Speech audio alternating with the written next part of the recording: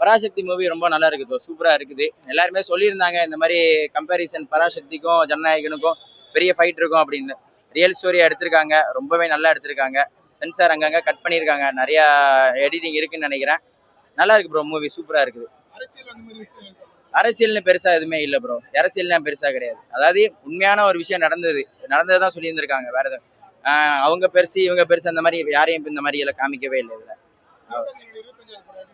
ரொம்பவே என்ஜாயபுளாக இருந்து ப்ரோ, ரொம்ப நல்லா இருந்துச்சு. நம்ம ஜெயம் ரவி சாரோட ஆக்டிங் ரொம்பவே நல்லா இருந்தது. அதர்வா சாராக இருக்கட்டும், பொங்காரா மேமோட டைரக்ஷனாக இருக்கட்டும், எல்லாமே இங்கே சூப்பராக இருந்துச்சு சார். இல்லை சார், அந்த மாதிரி ஃபர்ஸ்ட் ஹாஃப் செகண்ட் ஹாஃப் நல்லா இருக்குது, ஃபர்ஸ்ட் ஹாஃப் நல்லா இருக்குது, செகண்ட் ஹாஃப் நல்லா இல்லை, அந்த மாதிரிலாம் கிடையாது. அப்புறம் பியூராகவே நல்லாவே போயிட்டு இருக்கு சார். ரொம்பவே என்டர்டைன்மெண்ட்டாக இருந்துச்சு, நல்லா இருந்துச்சு, ரொம்பவே நல்லா இருந்துச்சு.